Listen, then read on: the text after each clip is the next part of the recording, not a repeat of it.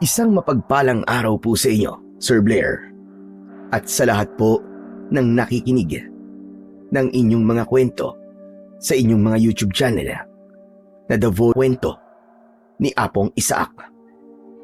Gusto kong ibahagi sa inyo ang naging karanasan kong ito para patunayan na kahit sa anong sitwasyon at pagkakataon ay hindi nagtatagumpay ang kasamaan laban sa kabutihan.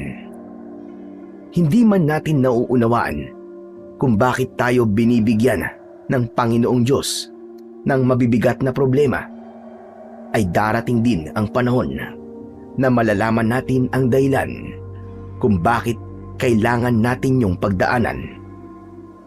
Tawagin niyo na lamang po ako sa pangalang Edmond. At ito ang aking kwento. Lumaki ako sa mahirap na pamilya.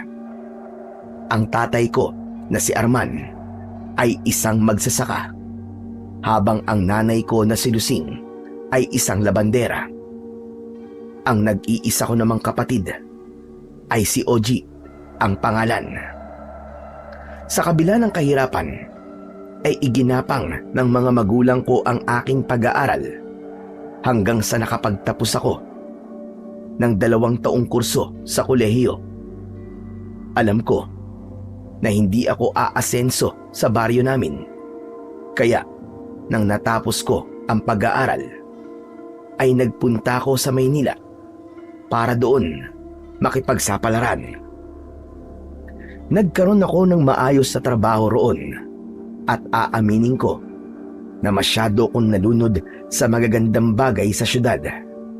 Dumating ako sa punto na hindi ko na naisipang umuwi sa amin at sapat na sa akin na nagpapadala ko ng pera para sa aking pamilya.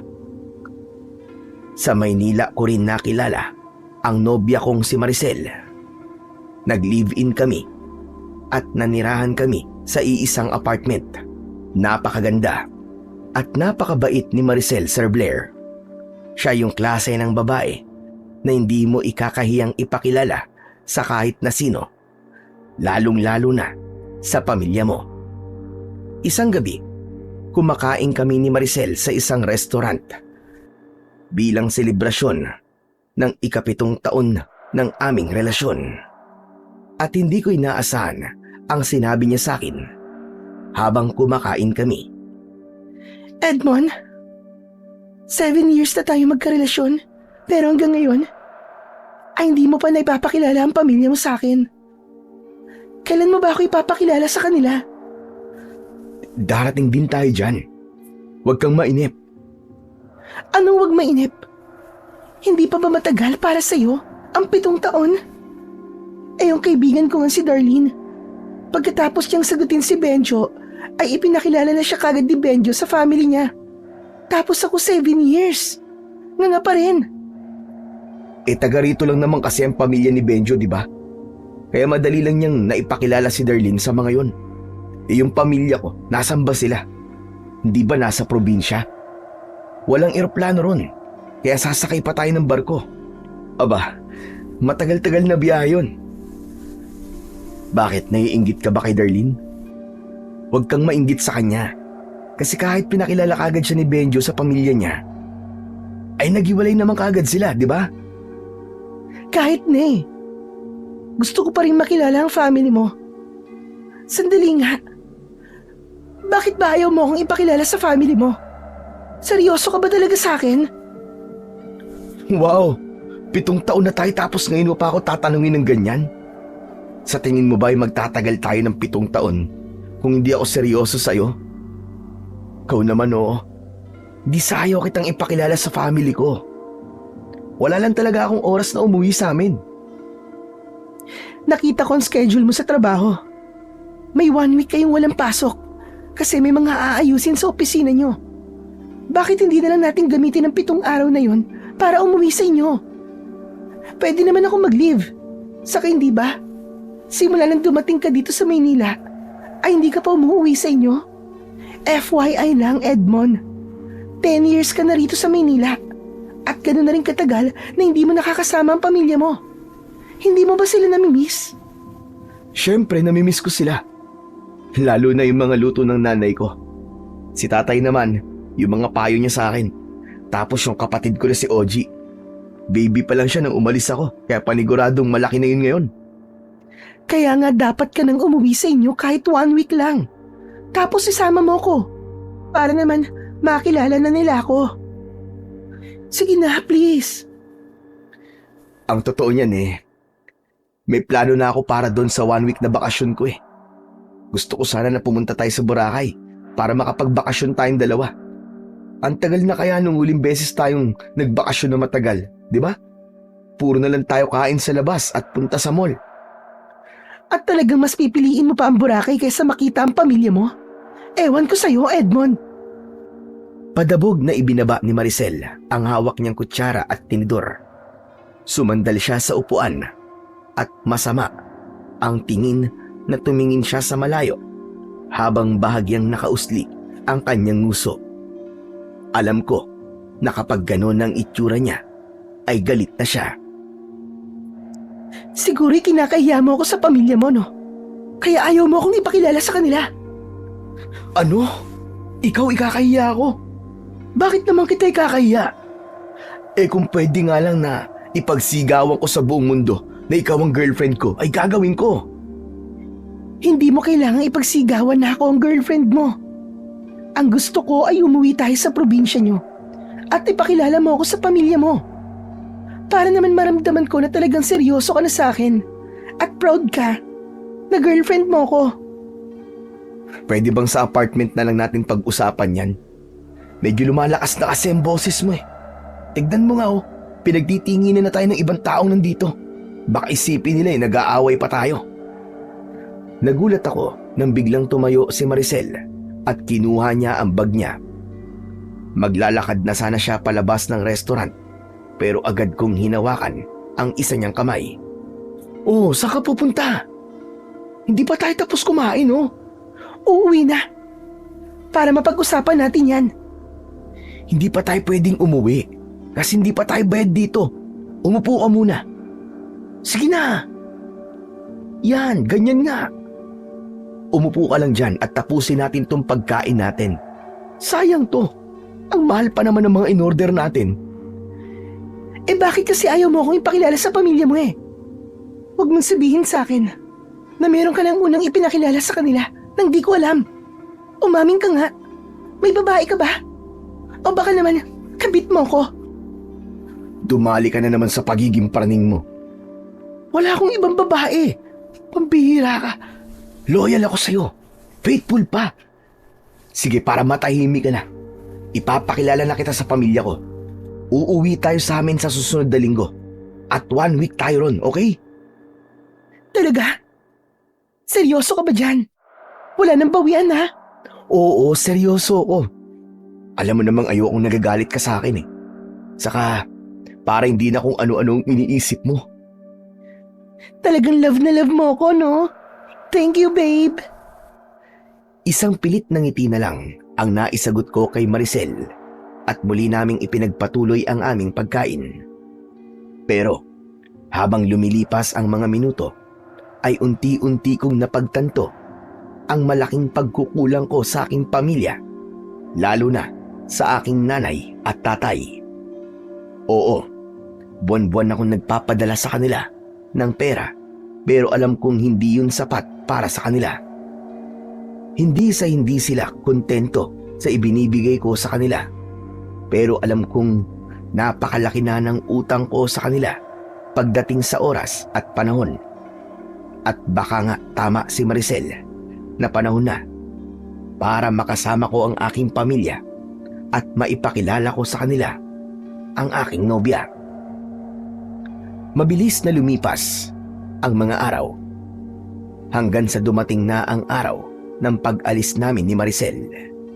Siniguro namin na wala kaming nakalimutan gaya ng mga damit, personal na gamit at mga pasalubong.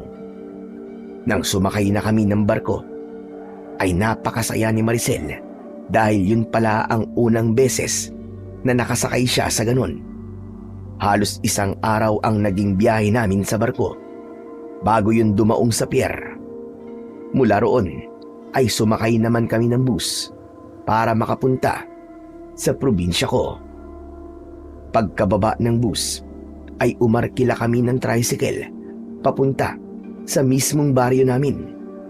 Nagtaka ako kasi nang sinabi ko sa tricycle driver ang pangalan ng baryong pupuntahan namin, ay umayaw siya. Kung hindi ko pa dinoble ang bayad ko sa kanya, ay hindi pa siya papayag. Makalipas ang halos kalahating oras, ay huminto na ang tricycle at sinabi ng driver na hanggang dun na lang niya kami maihahatid dahil malapit ng dumilim. Wala na kaming nagawa ni Maricel kundi ang bumaba at maglakad. Grabe naman yung tricycle driver na yun. Ang usapan dun tayo ibababa sa bahay nyo. Pero pinaglakad pa talaga tayo. Hayaan mo na. Baka naman merong emergency o may gagawin siyang importante. Saka, medyo malapit na rito yung sa amin. Sigurado ka ba na dun pa rin kayo nakatira? 10 years kang nawala. Paano kung lumipat na pala ng bahay ang pamilya mo? Hindi sila lilipat kung saan, alam ko yun. Oo nga pala, maiba ako. Mahirap ang signal ng cellphone dito sa amin ha. Tapos, limitado lang ang kuryente dito. Minsan meron, minsan wala. Okay lang ba yun sa'yo? Edmond, ano kaya kung bumalik na lang tayo sa Maynila? Hoy Maricel, huwag ka magbiro ng ganyan ha. Napakalayo na natin sa Maynila. At grabe na ang pagod natin sa biyahe para bumalik pa tayo. Bakit? Dahil ba sa mga sinabi ko? Ayaw mo nang mahina ang signal at mahirap ang kuryente? Hindi naman. Kasi kaya ko mabuhay nang walang cellphone. Ano kasi, para bang bigla akong kinabahan na makilala ang mga magulang mo. Paano kung di nila ako magustuhan? Tapos, tutulan nila ang relasyon natin. Tapos mag-offer sila sa akin ng 10 milyon para layuan ka. Hoy, hindi mangyayari yan. Bakit? Dahil ba sigurado ka na magugustuhan ako ng mga magulang mo para sa'yo? Hindi, kasi walang 10 milyon ng mga magulang ko. Kaya sigurado ako na hindi mangyayari yung mga sinabi mo. Saka ano ka ba? Huwag kang paraning. Sigurado ako na magiging boto si nanay at tatay sa'yo. Saka, mababait ang mga yun, maniwala ka. Sure ka ha? Kapag ako sinungitan nila, ikaw ang sisisihin ko. Matatawa sana ako sa sinabi ni Maricel, pero napansin ko ang tingin ng mga tao sa amin. Pailalim sila kung makatingin na para bang galit sila. Nakasunod ang tingin nila sa amin at nagbigay yun ng kakaibang kilabot sa akin.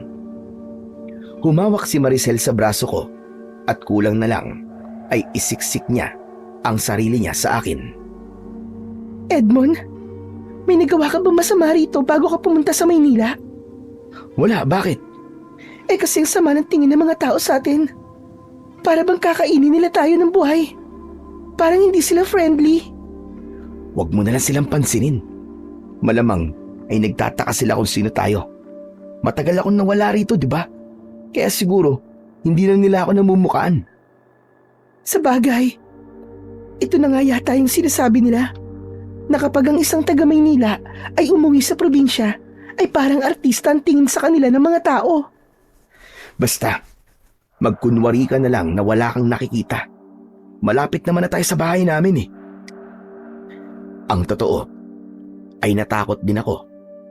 Nakapagtataka kasi kung bakit ang sama ng tingin sa amin ng mga tao na para bang anumang oras ay sabay-sabay silang aatake sa amin para saktan kami. Ipinakita ko na lang kay Maricel na wala lang yun sa akin para hindi siya masyadong matakot. Makalipas ang ilang minuto ng paglalakad, ay narating na namin ni Maricel ang harapan ng aming bahay. Isa yung kubo na may katamtamang laki na nakatayo sa medyo malawak na bakuran. Napangiti ako dahil sa napakaraming alaala ang bumalik sa utak ko. Nakakatuwa din na medyo napalaki ni nanay at tatay ang bahay namin. Sinabi ko sa sarili ko na hindi na uwi sa wala ang mga perang pinapadala ko sa kanila dahil ginamit nila yun para kahit papano ay maging maayos ang aming bahay. Habang naglalakad kami, palapit sa mismong bahay, ay isang batang lalaki ang lalabas sana sa pinto. Pero nagulat siya nang nakita niya kami ni Maricel. Nagmamadali siyang bumalik sa loob. Sigurado ko na ang kapatid kong si Oji ang batang yon. Nang makapasok na kami sa bahay, ay wala kaming nakitang tao. Meron dong 2 kwarto. Malamlam ang ilaw sa maliit na sala. Nasaan na kaya si nanay at tatay? Aba malay ko, parehas lang naman tayong kararating nandito. Pero sino yung batang lalaki kanina? Nasaan na siya? Ah, si Oji yun. Bunso kong kapatid. Baka natakot o kaya ay nahiya. Nagtatago siguro siya sa kwarto. Sandali at titignan ko lang. Sino kayo? Anong ginagawa niyo rito sa loob ng pamamahay ko? Nagulat kami ni Maricel nang isang lalaki ang nagsalita sa aming likuran. Pagharap namin ay napangiti ako nang malaman ko na ang tatay ko yon. Nakatayo siya sa may pintuan at may hawak siyang itak. Bumakas ang gulat sa muka ni tatay. Nang nakita niya ako, lumapit ako sa kanya at mahigpit ko siyang niyakap. Edmond, anak, ikaw ba talaga yan? Ako nga po tay, bakit? Di niyo po ba ako nakilala? Sa bagay, mas gumapo po ako ngayon, di ba? Anong ginagawa mo rito? Bakit ka pa bumalik dito? Tatay naman, kung makapagtanong po kayo parang hindi kayo masayang nakita niyo ako 10 taon po akong nawala, tay. Ang babaeng yan, sino siya? Girlfriend ko po tay, magiging asawa ko na. Si Maricel. Maricel, siya ang tatay ko, si Arman. Hello po, Tito Arman. Nice meeting you po. Inilahad ni Maricel ang isa niyang kamay, pero tinignan lang yun ni tatay. Makalipas ang ilang segundo, ay tila napapahiyang binawi ni Maricel ang kamay niya. Tuluyan nang pumasok si tatay sa bahay at nagtaka ko kung bakit parang hindi siya masayang makita ko. Si nanay po pala, nasan po siya? May pinuntahan lang siya. Pero parating na yun. Ang mabuti pa'y magpahinga na muna kayo. Yung kwarto na malapit sa kusina, sa'yo yun. Talaga po? Hindi po ako makapaniwala na kahit matagal na akong hindi nakakauwi rito, ay pinagpagawa niyo pa rin po ako ng sarili kong kwarto. Dati po kasi, pangarap ko lang na magkaroon ako ng sariling kwarto rito. Tapos ngayon meron na. Galing! Huwag ka nang maraming sinasabi. Magpahinga na kayo. Sige ho. Napagod din po kasi kami sa haba ng biyahe. Maricel, tara na. Magpahinga na muna tayo. Ngumiti si Maricel kay tatay, pero seryoso lang siyang tinignan ng tatay ko. Binuhat na namin ang aming mga dala at saka kami pumasok sa kwarto ko. Isinarado ko ang pinto at binuksan ang ilaw. Meron dong isang papag na may manipis na kutsyon, isang aparador at lamesa na may isang upuan. Inilagay muna namin ni Maricel ang mga dala namin sa isang sulok at humiga na ako sa papag, habang si Maricel ay umupo sa gilid ng papag habang nakatanaw sa nakabukas na bintana. Bakit hindi ka pa humiga rito sa tabi ko? Halika na, para makapagpahinga na tayo. Sa tingin mo ba, hindi ako nagustuhan ng tatay mo para sa'yo? Ha? Bakit mo naman nasabi yan? Bulag ka ba, Edmond? Hindi mo ba nakita na makikipag-shakehan sana ako sa kanya, pero hindi niya kinuha yung kamay ko? Tapos, niningitian ko siya, pero hindi siya ngumingiti sa akin. Yung titig niya sa akin, parang kagaya ng tingin ng mga tao sa atin kanina. Huwag ka nang mag-isip ng negative. Sigurado ako na pagod lang si tatay. Baka galing siya sa trabaho. Hindi ba nasabi ko na sa'yo nun na isa siyang magsasaka? Ang hirap kaya ng trabaho nila. Hayaan mo, kapag nakapagpahinga na siya, ay gaganda na rin ang mood nun. Maniwala ka. Sana nga, para naman hindi masayang ang punta natin dito. Ayoko namang 1 linggo tayo nandito tapos hindi ako papansinin ng tatay mo. Ay, yung nanay mo, baka mamaya niyan. Mangutang din niya ako. Akong bahala sa'yo. Sigurado ako na kailangan ka lang nilang makilala at sigurado ako na magugustuhan ka rin nila. Kaya huwag ka nang mag-isip ng kung ano-ano dyan. Humiga ka na rito at magpahinga na tayo. Walang imik na tumabi si Maricel sa akin. Yumakap siya sa akin at nang pumikit siya ay pumikit na rin ako. Hindi nagtagal ay parehas na kaming nakatulog dahil sa pagod namin sa napakahabang biyahe kanina. Hindi ko alam kung gaano kami katagal na nakatulog ni Maricel. Pero nang nagising ako, ay kalat na ang dilim sa labas. Bumangon ako at isinarado ko ang bintana dahil pumapasok ang malamig na hangin. Binalikan ko si Maricel at marahan kong tinapik ang braso niya.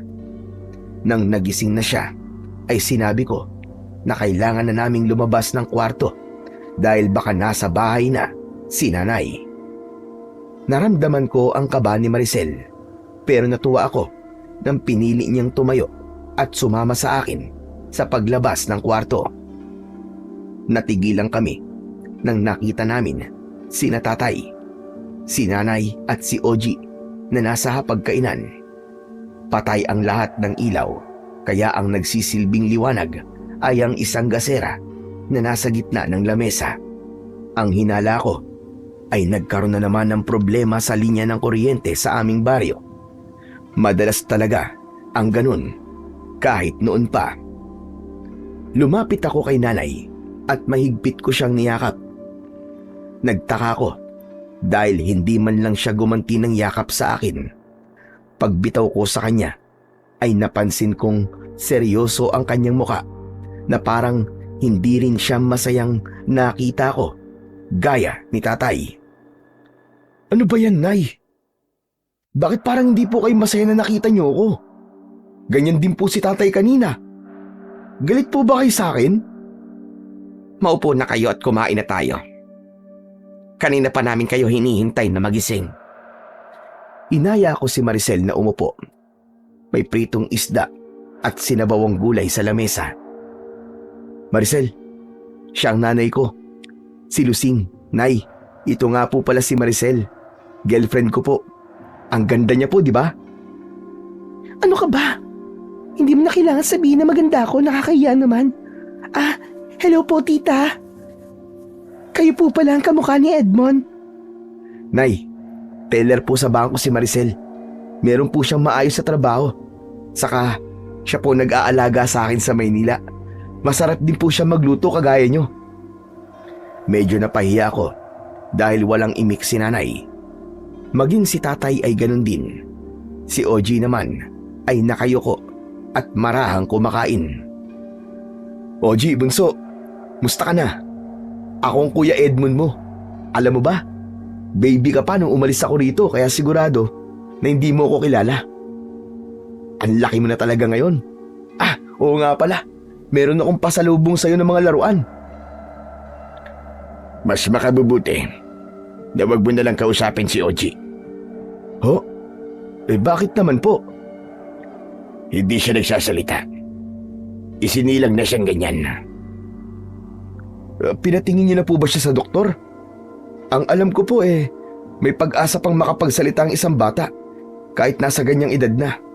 Kailangan lang po niyang dumaan sa mga therapy. Wala kaming oras na ipatingin pa siya sa doktor. Di bukas po.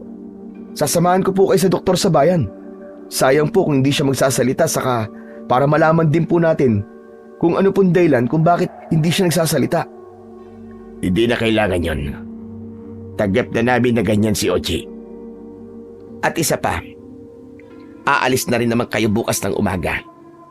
Wala nang panahon para samahan mo kami sa doktor. Teka, hindi po kami aalis ni Maricel bukas. 1 linggo po kami rito Ayaw niyo po ba nun? Matagal-tagal po tayo magkakasama. 10 taon din po akong nawala kaya miss na miss ko na po kayo 10 taon kang hindi umuwi. Kaya sanay na kaming wala ka rito. Nakita mo naman kami. Kaya pwede na kayong umalis. Pero Nay, Sundin mo na lang ang sinabi ko sa'yo. Ayos lang kami kahit wala ka rito. At kahit hindi ka na umuwi rito. Nasaktan ako sa sinabi ni nanay at bahagya ako naluwa. Hindi na ako nagsalita pa dahil alam ko na kung gagawin ko yon ay tuluyan na akong maiiyak. Maging si Maricel ay nahiya ng magsalita. Kaya itinuon na lang namin ang aming atensyon sa pagkain. Pagkatapos kumain ay lumabas muna ako. Tumayo ako sa harapan ng bahay namin at naglabas ako ng sigarilyo at lighter. Sinindihan ko ang sigarilyo at nagsimula akong hip-hipin yun. Pero nakakailang hip-hip pa lang ako nang may biglang kumuha sa sigarilyo. Nagulat ako nang nasa tabi ko na pala si Maricel. Itinapon niya sa lupa ang sigarilyo at tinapakan niya yon. bakit mo ginawa yun? Akala ko ba, tumigil ka na sa paninigarilyo mo? Saka alam mo naman, na ayaw ko ang amoy niyan. Huwag kang halik sa akin mamaya ha. Pasensya ka na. Gusto ko lang kasing kumalma eh. Hindi sigarilyo ang kailangan mo para kumalma ka. Kapag may bumabagabag sa'yo, kausapin mo ko. Dahil ba yan? So parang hindi masaya mga magulang mo na nandito ka? Oo babe, dun nga. Saka sa sinabi ni nanay, nasanay na sila na wala ako rito. Ang sakit lang kasi bilang isang anak na marinig ang ganun sa mismong nanay ko. Alam ko kasalanan ko kasi masyado ako nalibang sa Maynila. At inisip ko na okay lang kahit hindi ko sila bisitahin dito. Basta't nakakapagpadala ako ng pera. Hindi pala dapat ganun. Mas importante pala talaga ang oras kaysa pera. Hindi ko rin masisisi ang mga magulang mo. Kahit ako, magtatampo ko sa'yo kung hindi ka magpapakita sa akin ng 10 taon. Kaya nga naisip ko na bumawi sa kanila eh. Gusto ko na igugol ko yung oras. Yung 1 linggong pananatili natin dito sa pamilya ko. Paano mo gagawin yan? Eh pinapaalis na tayo ng nanay mo bukas ng umaga. Eh di hindi tayo aalis. Nasabi lang siguro yun ng nanay ko kasi nagtatampo siya sa akin. Basta, tatapusin natin yung 1 linggo natin dito at sisiguraduhin ko na bago tayo umalis dito ay okay na kami ng pamilya ko. Sige. Kung anong plano mo ay nakasuporta lang ako sa'yo. Sasamahan kita dito. Kahit feeling ko, ayaw nila sa akin. Kung ayaw nga talaga nila sa'yo, sigurado rin ako na magbabago pa yan. Basta't makilala ka nila ng gusto. Kayong dalawa, ano pag ginagawa niyo dyan sa labas? Pumasok na kayo rito. Nagulat kami ni Maricel nang marinig namin ang boses ni tatay sa likuran namin. Pagharap namin ay madilim ang kanyang muka at matalim ang kanyang mga mata. Nagpapahangin lang po kami, tay. Papasok din po kami mamaya. Pumasok na kayo sa kwarto ninyo. At huwag na kayong lumabas doon hanggang sa mag-umaga. Bilisan nyo. Sundin na lang natin ang tatay mo. Mukhang galit na siya eh. Halika na. Kahit gusto ko pa sanang manatili sa labas, ay sumunod na lang ako sa sinabi ni tatay. Pumasok na kami ni Maricel sa aming kwarto at hindi na kami lumabas doon hanggang sa nakatulog na kami. Kinabukasan ng umaga, pagkagising ko ay hindi muna ako bumangon. Hinintay ko si Maricel na magising at nang magising na siya ay sabay kaming lumabas ng kwarto.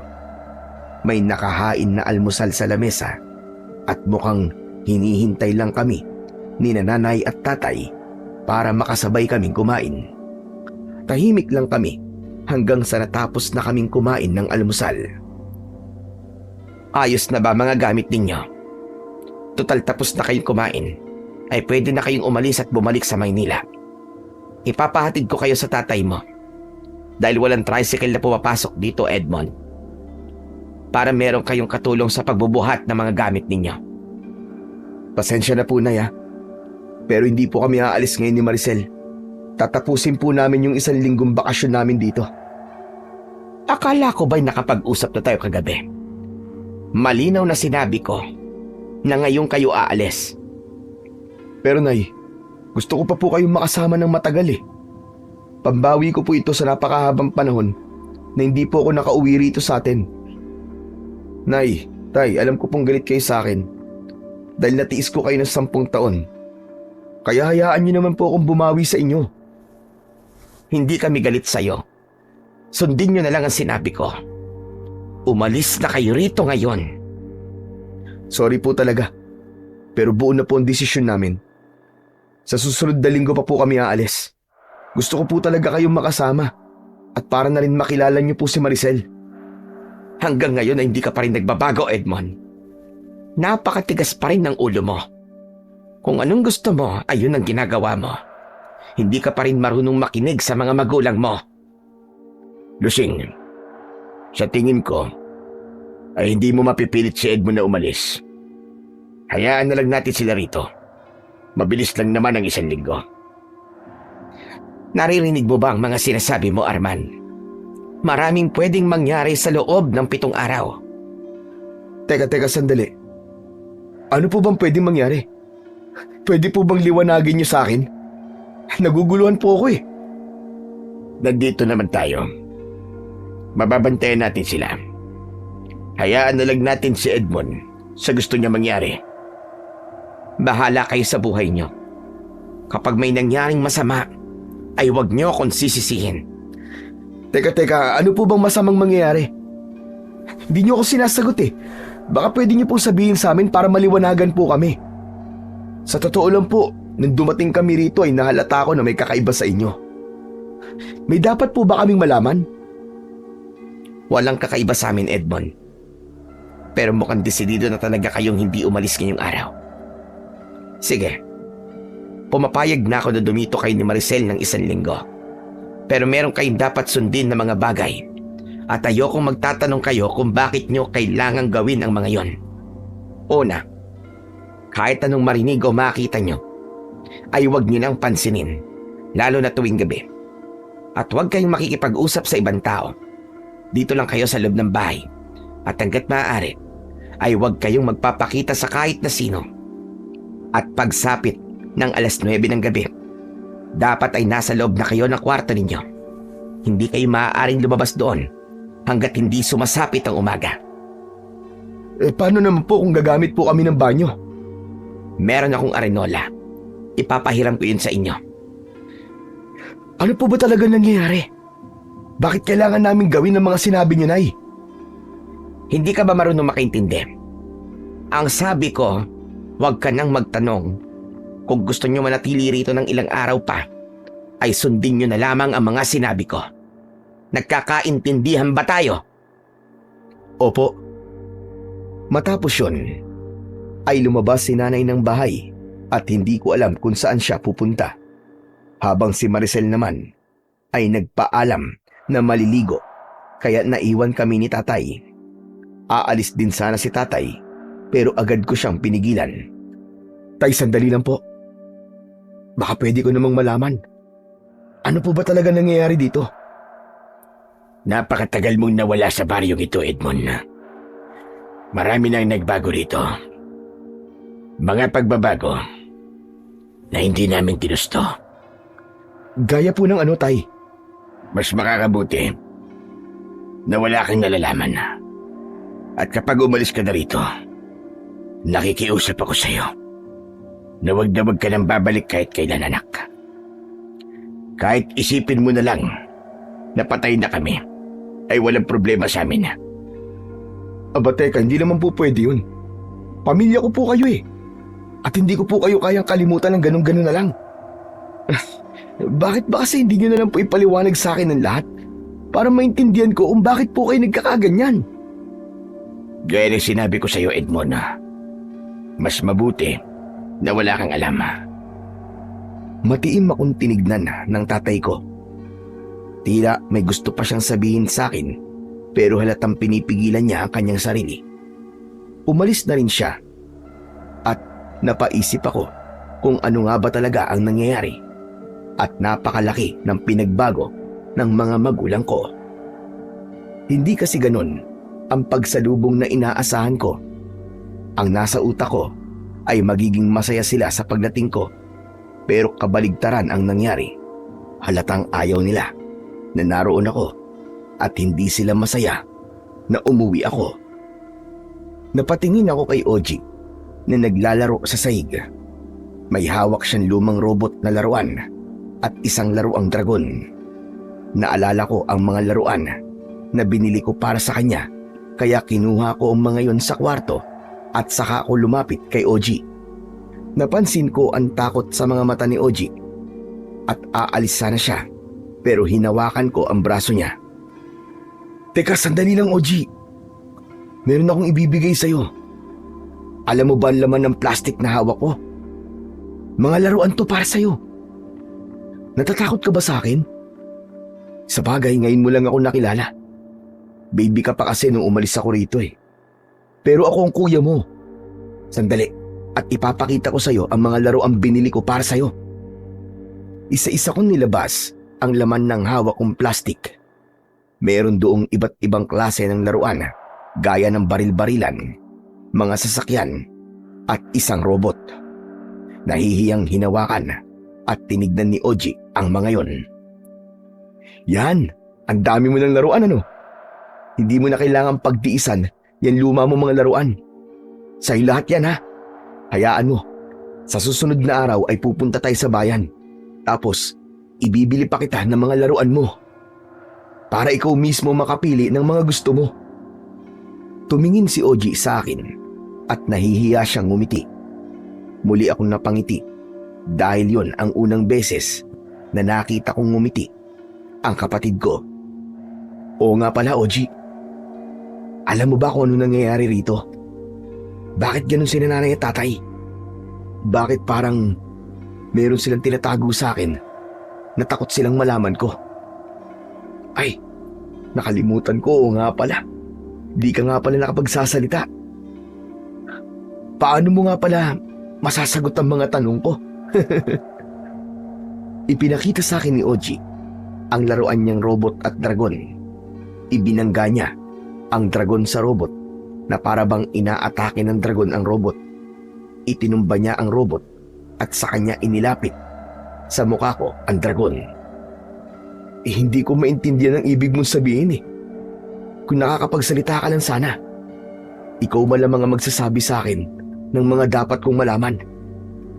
Isang malalim na buntong hininga ang pinakawalan ko.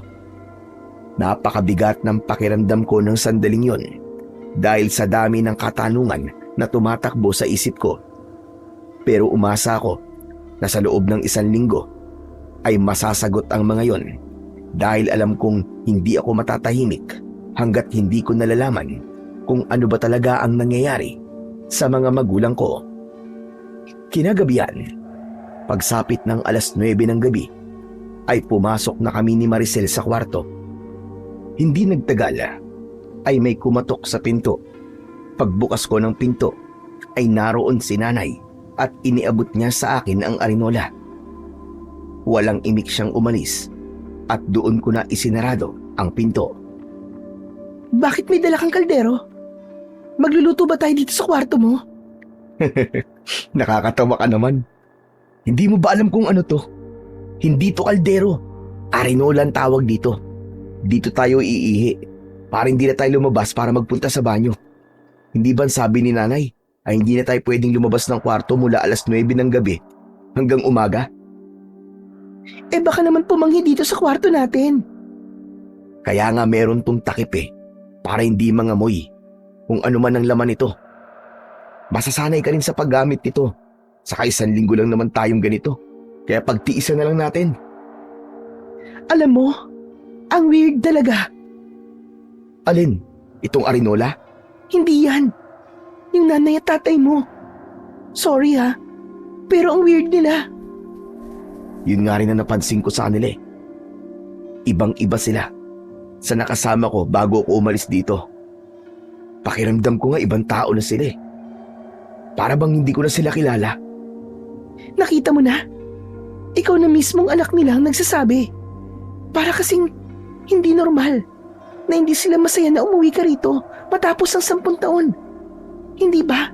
Dapat ay masaya sila. Yan nga rin ang iniisip ko, babe. Pero hindi kaya galit lang talaga sila sa akin kasi ang tagal kong hindi sila binisita. Baka yun ang paraan nila para iparamdam sa akin ang galit nila. Yung ipinapakita nila na hindi sila masayang makita ako at gusto pa nila akong paalisin. Kaya nga tama rin na hindi tayo umalis. Ito na ang pagkakataon mo para bumawi sa kanila. Maglaan ka ng oras sa kanila. Magbanding kayo. Salamat sa idea. Hayaan mo at gagawin ko yan, pero sa ngayon, matulog na tayo. At medyo inaantok na ako eh. Ako rin. Ang bilis kong antukin dito. Kasi walang mapagkakaabalahan dito eh. Kahit TV wala. Ibinalot ni Maricel ang sarili niya sa kumot at tumalikod na siya sa akin.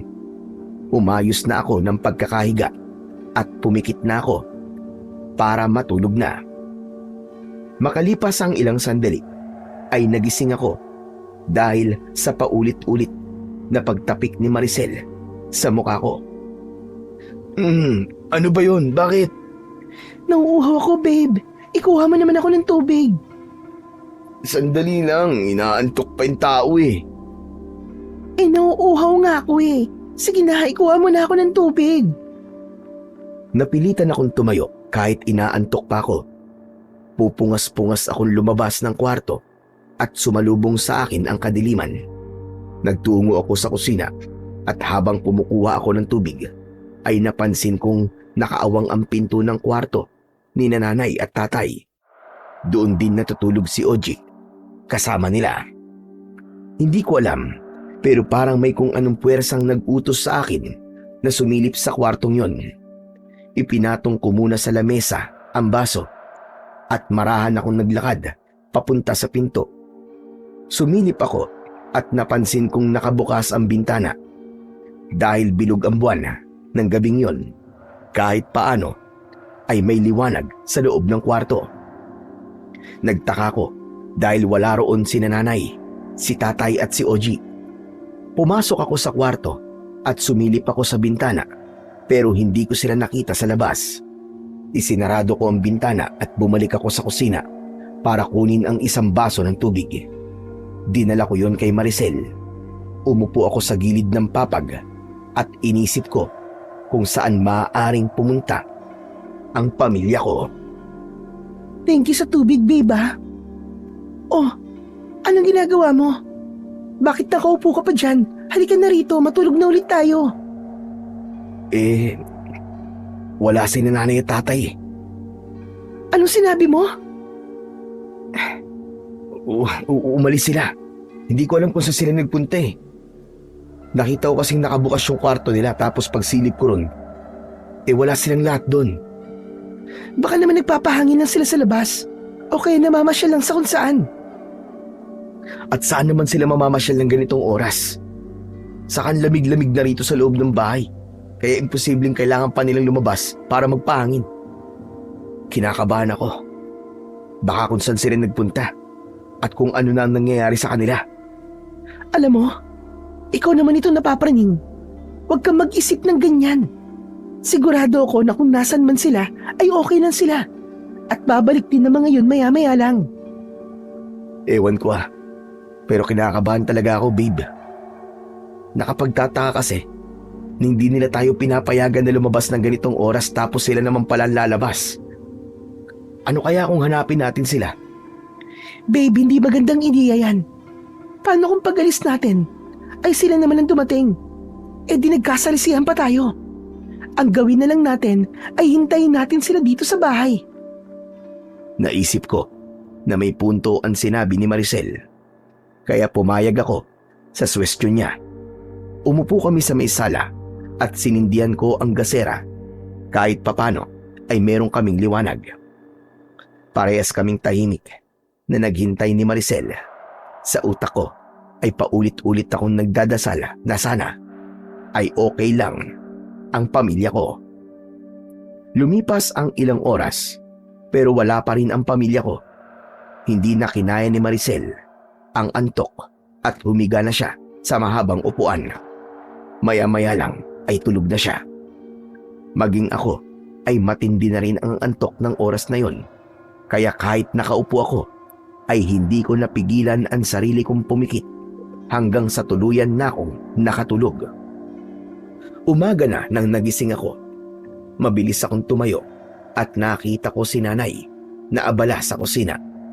Tumakbo ako sa may pintuan at nakita ko naman sa labas si tatay na nagsisibak ng kahoy habang pinanonood siya ni Oji.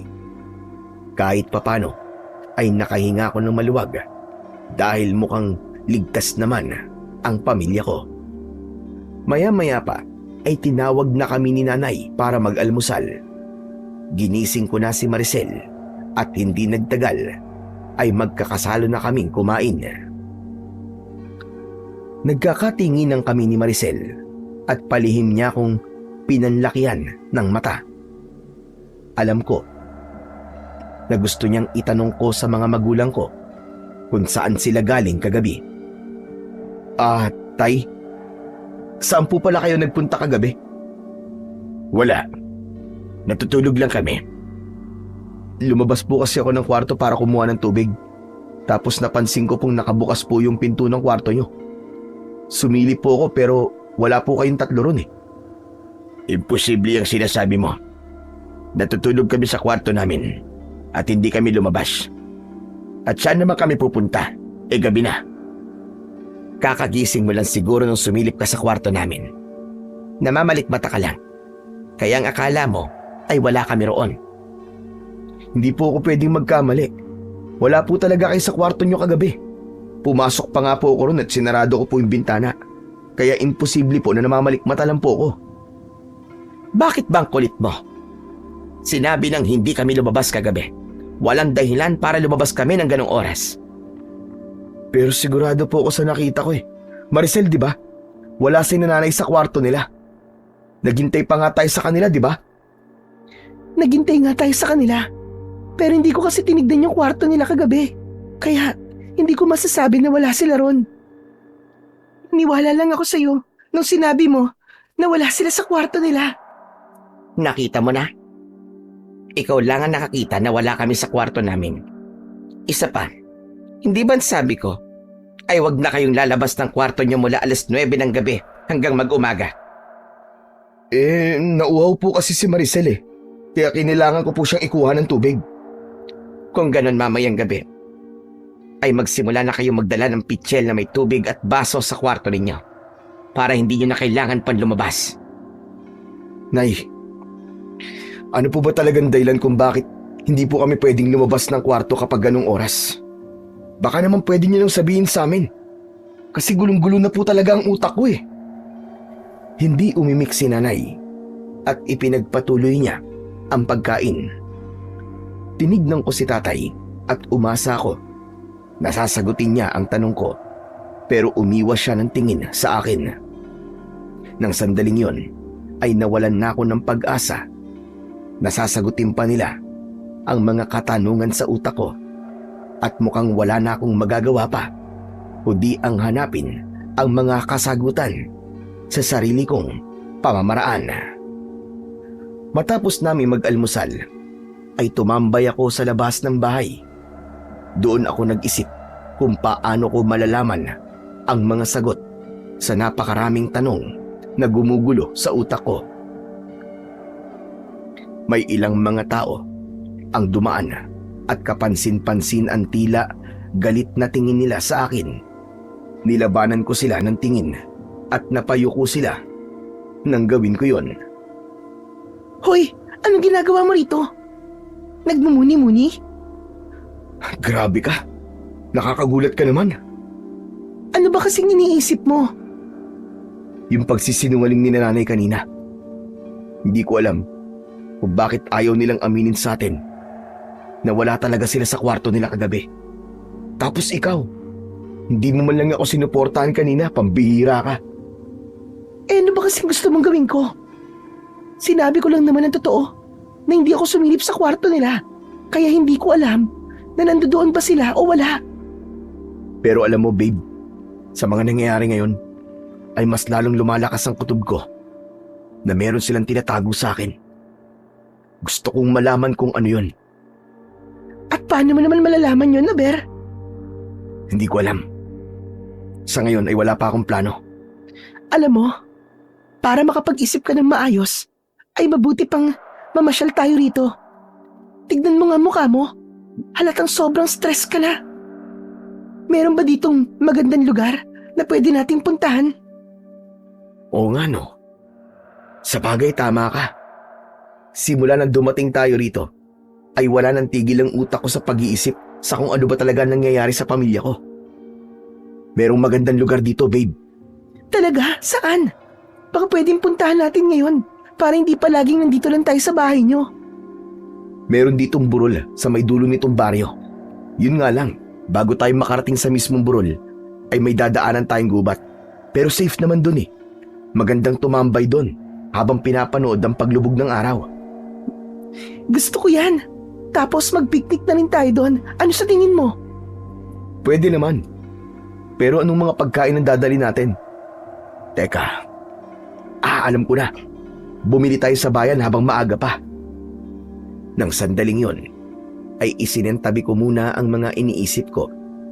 Medyo nahiya na rin ako kay Maricel kasi alam kong sumama siya sa akin sa baryo namin hindi lang para makilala ang pamilya ko, kundi para makapagbakasyon na rin. At hindi matatawag na bakasyon yon kung hindi kami mamamasyal. Habang maaga pa, ay nagtungo na kami ni Maricel sa bayan. Mula sa aming baryo, ay naglakad kami hanggang sa nakarating kami sa kalsada. Mula roon ay nag-abang kami ng masasakyan. Isang tricycle ang dumaan at yun ang sinakyan namin papunta sa bayan. Pagdating sa bayan ay namili kami ng mga pang-ihaw, inumin, tinapay at kung ano-ano pa. Nag-grocery na rin ako para merong kaming dagdag na pagkain sa bahay. Nahirapan kaming makahanap ng tricycle na maghahatid sa amin pauwi.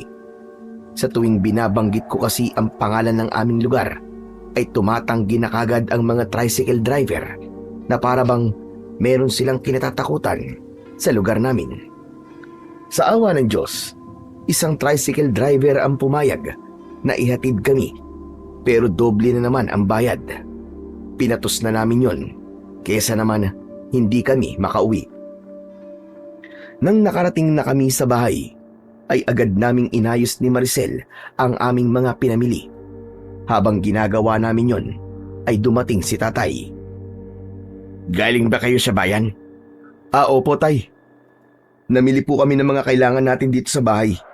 Napansin ko po kasi na paubos na po yung mga dilata at bigas natin eh. Maraming salamat, anak. Naku, wala yun tay. Hayaan niyo po, bago po kami umalis ni Maricel, ay ipag-grocery ulit namin kayo. Mas marami pa sa mga binili namin ngayon. Hindi lang dyan ako sa'yo nagpapasalamat, anak, kundi pati na rin sa pagsuporta mo sa amin pagdating sa pinansyal. Alam kong gusto rin itong sabihin ng nanay mo sa'yo. Hindi mo alam kung gaano kami nagpapasalamat dahil hindi mo kami nakakalimutan. Hindi naman po pwedeng hindi ko kayo tulungan kasi kayo po ang dahilan kung bakit po ako nagkaroon ng magandang trabaho. Kung di niyo po ako pinagsikapan noon ni nanay na makapagtapos sa college, malamang hindi po ako nakapunta sa Maynila. Alam kasi namin kung gaano kataas ang pangarap mo. Hindi lang para sa sarili mo, kundi para na rin sa amin. Huwag po kayong mag-alala, tay. Kapag po naging okay na ang lahat at na-promote po ko, ay sisikapin ko po na makabili ng bahay sa Maynila o kaya kahit saan lugar na malapit po sa Maynila para doon na po kayo titira ni nanay. Nang sa ganun po, ay madali ko na po kayo mapupuntahan. Gustuin man naming umalis sa lugar na ito, ay hindi na pwede. Ha? Bakit naman po? Pwede naman po kayong bumisita rito. O kaya ibenta na po natin itong lupa natin dito. Basta, hindi kami pwedeng umalis dito. At huwag kang mag-alala sa amin dahil sanay na kami sa buhay namin dito. Naramdaman ko na umiwas si tatay nang nag-iba ang aming pinag-uusapan.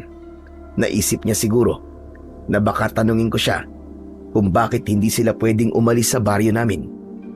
Walang paalam na tumalikod siya at lumabas ng bahay. Ganun pa man ay masaya ko sa mga salitang narinig ko mula sa tatay ko. Nang dahil kasi sa mga sinabi niya, kahit papano ay nabawasan ang pangamba ko na baka galit sila sa akin ni nanay. Pagsapit ng alas 5 ng hapon ay umalis na kami ni Maricel para magtungo sa burol. Isang basket ang dala namin na naglalaman ng mga pagkain at inumin. Hindi na kami nakapagpaalam sa mga magulang ko dahil wala sila sa bahay at maging si Ogie. Umalis sila at wala kaming ideya kung saan sila nagpunta. Pagdating sa dulong bahagi ng baryo ay tinahak namin ang kagubatan at makalipas ang halos 20 minuto ay inakyat na namin ang burol. Hindi yun ganong kataas kaya madali lang naming narating ni Maricel ang tuktok. Mula roon ay tanaw namin ang baryo at iba pang lugar. Umupo kami sa madamong bahagi habang nakaharap kami sa araw na unti-unting lumulubog. Napakaganda ng kalangitan dahil kulay kahilyon. Wow! Ang ganda nga rito. Saka ang presko ng hangin. Sabi ko naman sa'yo eh. Alam mo ba nung bata pa ako? Madalas kaming maglaro dito. Naghahabulan kami rito tapos ilang beses akong gumulong-gulong dito pababa. Siguro, dito mo dinadala yung mga naging girlfriend mo nun ano? Paano mo nalaman? Nako, sinasabi ko na nga ba? Dinala mo ako sa lugar na to kung saan mo dinadala mga naging ex mo. Eh ano naman? Ex na nga sila, di ba? Pero ikaw naman ang present at future ko. Joke lang. Iniinis lang kita. Oo nga pala. Siguro ang saya mo kasi nagpasalamat si Tito Arman sa'yo kanina. Sinabi mo pa. Hindi nga ako makapaniwala na sasabihin niya ang mga yun sa akin eh. Kasi simula nang dumating tayo rito, ay malamig ang pakikitungo nila sa atin. Pero alam mo babe, nagtataka talaga ako kung bakit ayaw nang umalis ni na tatay sa baryo namin. Eh baka kasi ang gusto nila ay dito na sila tumanda. Hindi eh. Bata pa lang ako ay pangarap na nila na umalis dito at tumira sa ibang lugar. Yung bang malapit sa syudad. Kaya nakapagtataka na sinabi ni tatay na ayaw niya nang umalis dito. Baka nagbago na ang gusto nila. Normal naman yun kasi nagbabago naman talaga ang pangarap at gusto ng tao sa paglipas ng panahon. Ay oo nga pala. Meron akong sorpresa sa'yo. Talaga? Ako rin eh. May surprise ako sa'yo. Gaya-gaya ka naman. Uy, hindi ah. Ang totoo niyan, kanina ko pa naiisip na dito ko gagawin yung surprise ko para sa'yo. Ano ba yung surprise mo na yan? Ikaw na muna magsabi ng surprise mo. Ikaw na muna. Tapos sunod ako.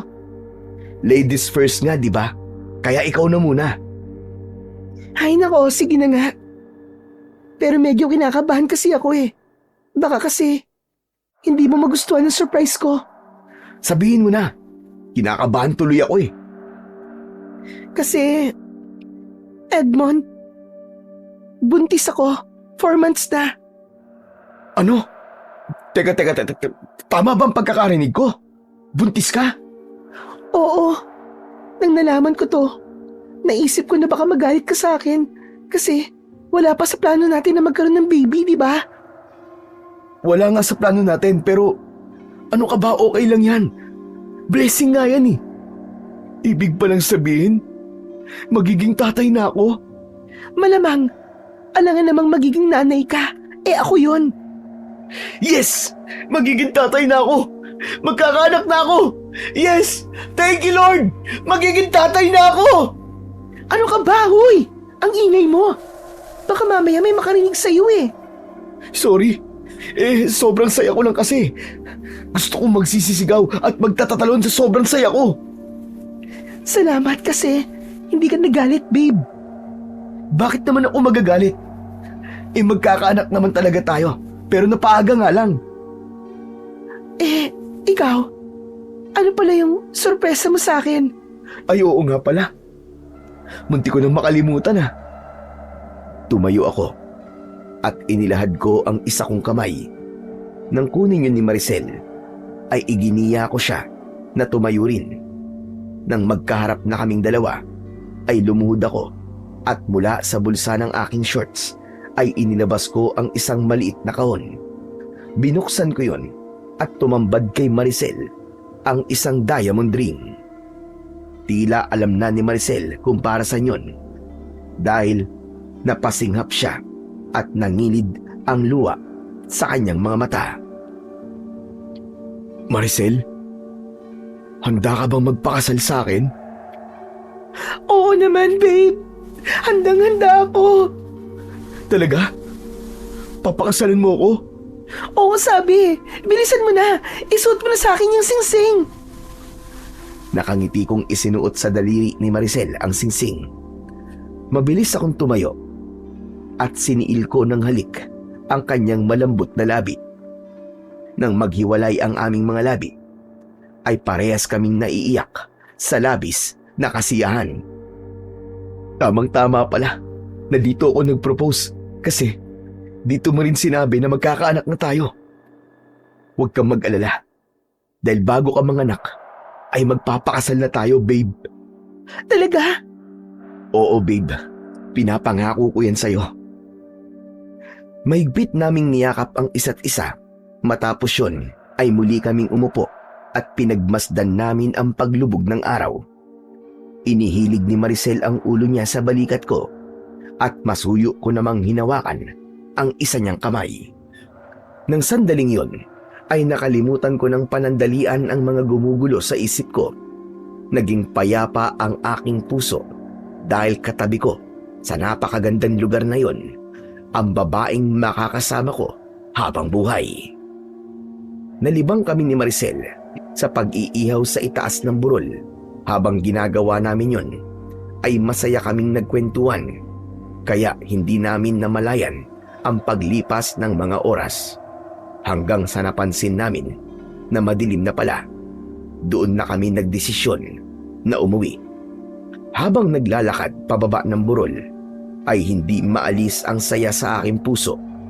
Bukod kasi sa pumayag si Maricel na magpakasal sa akin, ay magkakaroon na rin kami ng anak. Nang nasa gubat na kami, ay bigla akong napahinto sa paglalakad. Maging si Maricel ay tumigil din at may pagtatakang tumingin sa akin. Bakit? May problema ba? Ano kasi? Nakalimutan ko yung daan palabas dito sa gubat. Ang dilim na kasi. Ano? Ibig mong sabihin ay naliligaw tayo? Hindi naman.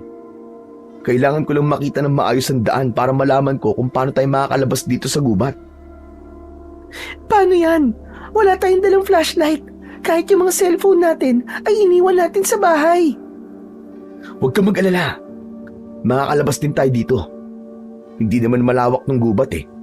Kumapit ka lang sa braso ko at huwag kang bibitaw ha.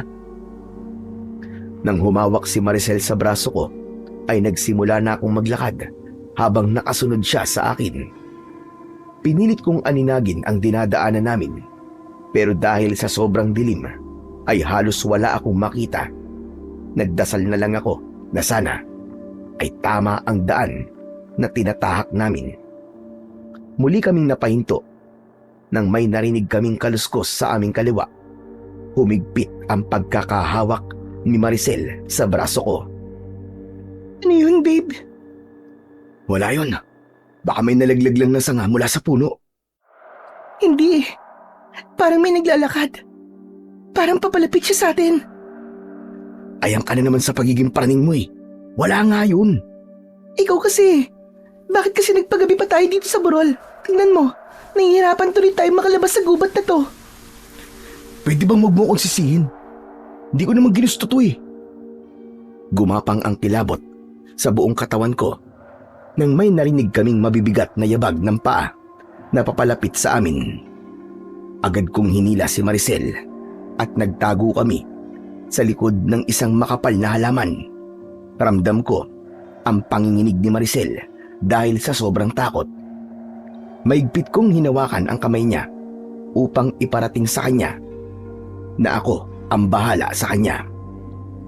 Mula sa mga siwang ng makapal na halaman ay nakita namin ang isang nilalang na may kahindik-hindik na anyo.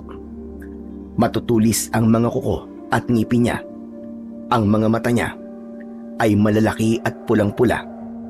Palinga-linga siya sa paligid na parabang meron siyang hinahanap. Hanggang sa biglang tumingin ang nilalang sa pinagtataguan namin ni Maricel.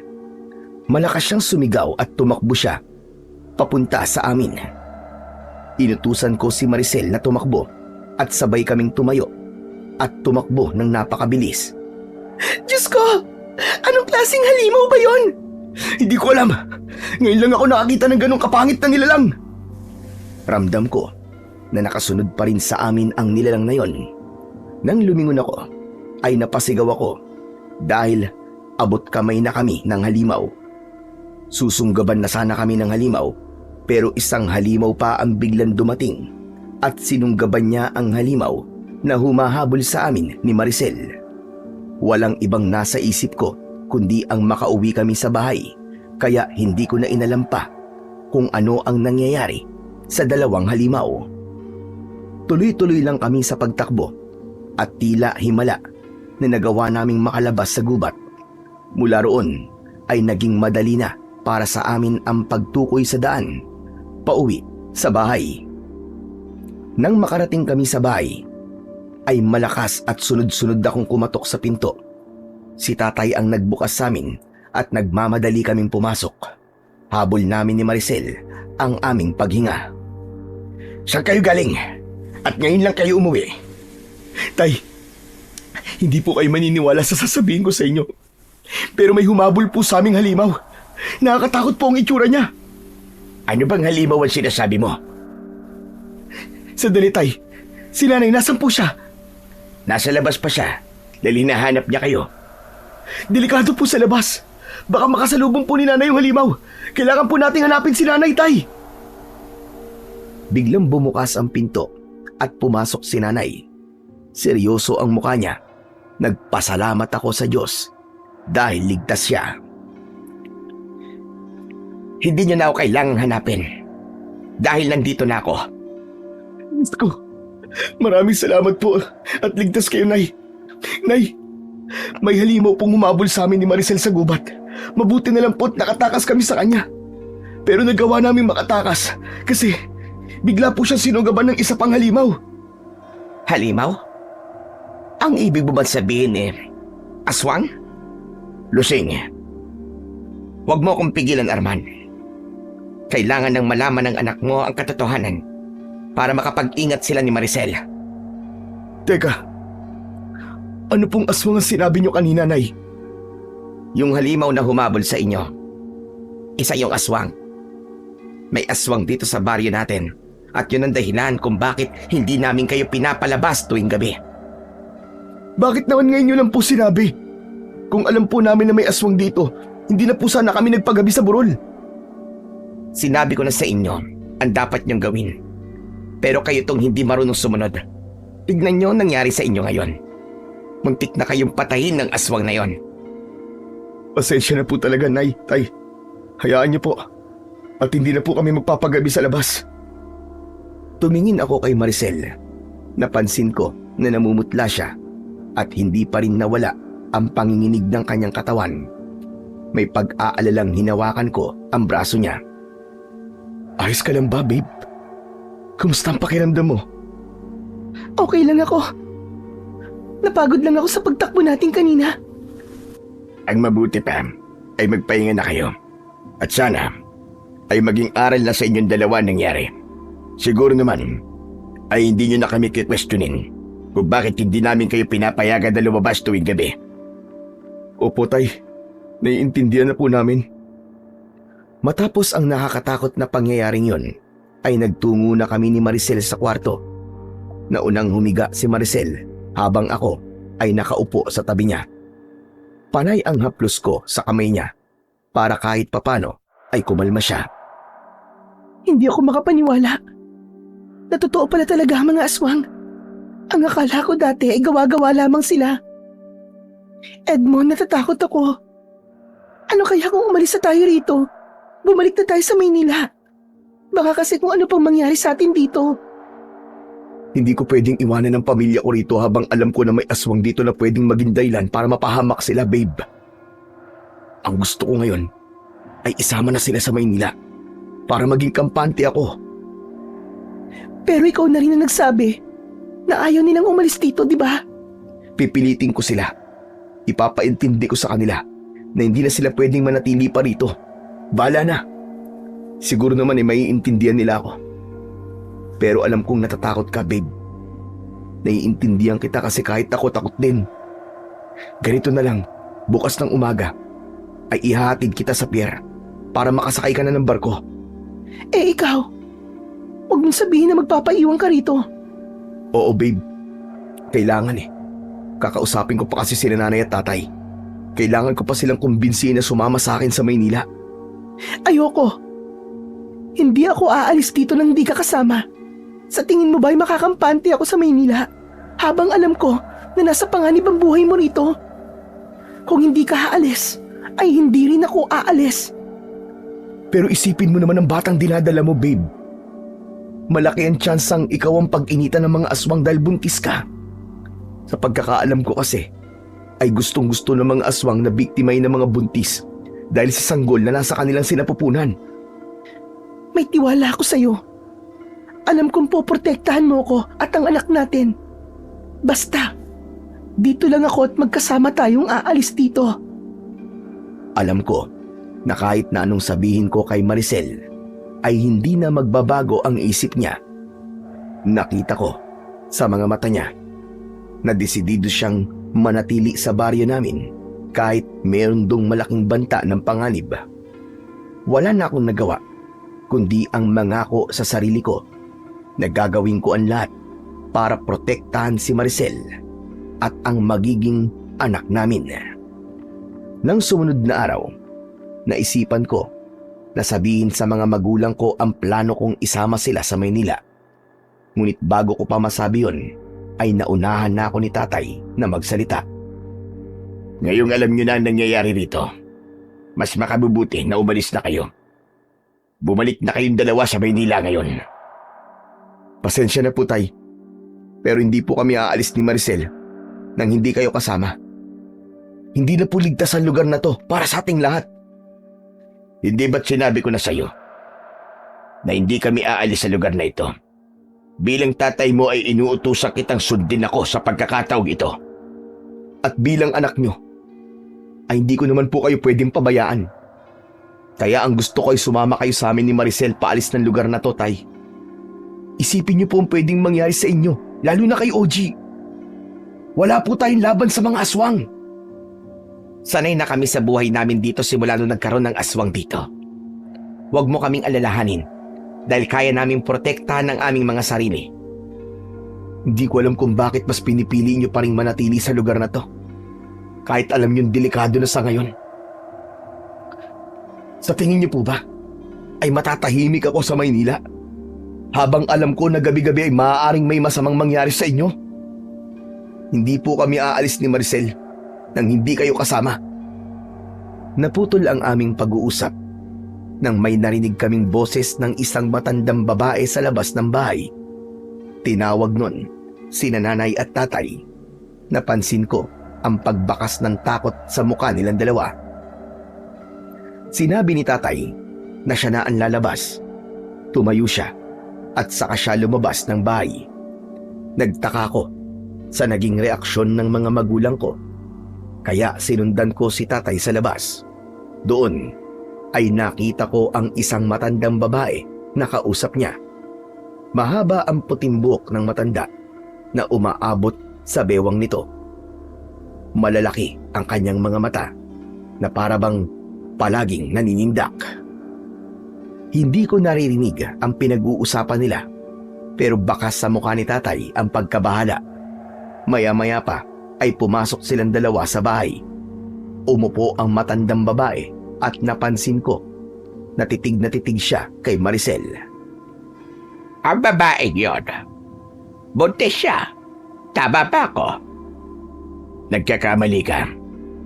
Hindi buntis ang nobya ng anak ko. Hindi mo ko balilin lang, Armada. Amoy na amoy ko ang sagol sa kanyang sinapunan.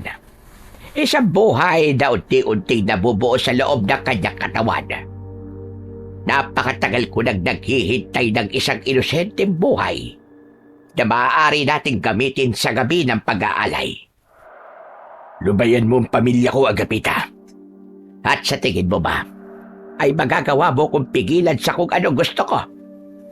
Malapit na ang gabi ng pag-aalay at kailangan nating gawin ang nararapat upang mas lumakas tayong lahat. Tayong lahat ba? Ang lalakas? O ikaw lang? Ginawa mo na kaming mga halimaw. Hindi pa ba sapat yun sa'yo? Wala ka nang magagawa, Armada. Hindi ko kasalanan kung nandito ang anak mo at ang nobya niya. Habang naririnig ko ang pag-uusap ni tatay at ng matandang babae na tinawag niyang Agapita, ay labis akong naguluhan. Hindi ko maunawaan ang kanilang pinag-uusapan at hindi ko rin maintindihan kung bakit parang takot si tatay kay Agapita.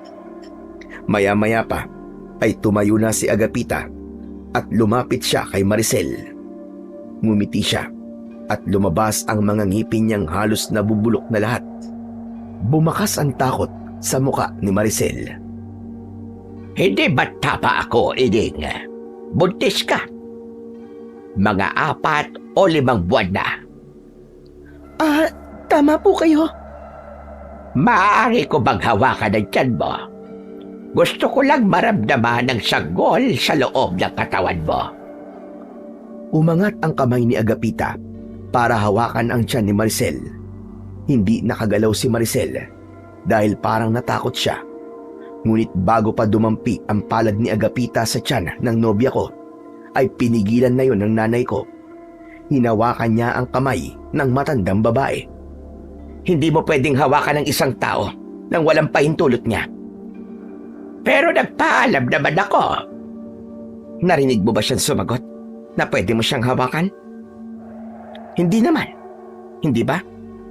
Hindi ibig sabihin na hindi siya nagsalita ay pumapayag na siya. Mas makabubuti kung umalis ka na, Agapita, at lubayan mo na ang anak ko at ang nobya niya. Tumiim ang bagang ni Agapita. May galit na rumihistro sa kanyang muka at walang imik siyang umalis. Nang wala na ang matandang babae, ay agad na isinara ni tatay ang pinto at bumalik kami sa pagkainan. Sino ba ang Agapita na yon? Bakit parang takot kayo sa kanya? Lusing, narinig na ng anak natin ang hindi niya dapat marinig. Sa palagay ko, ay kailangan na nating sabihin sa kanya ang buong katotohanan. Tama ka. Wala nang dahilan pa para magtago tayo sa kanya. Sige na, ikaw na ang magsabi sa kanya ng mga dapat niyang malaman. Teka, ano pa po ba ang dapat kong malaman? Ang ibig niyong sabihin meron pa kayong tinatago sa akin? Yung aswang na humabol sa inyo sa gubat kagabi. Ang aswang na yun ay si Agapita. At ang aswang na umatake kay Agapita para iligtas kayo ay walang iba kundi ang nanay mo. Ano?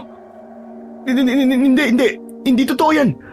Paano magiging aswang si nanay, tay? Ang gusto ko pong sabihin nyo ay ang katotohanan, hindi yung isang gawa-gawang kwento lang. Yung pagiging aswang ni Agapita, pwede ko pa po paniwalaan yun pero si nanay, aswang.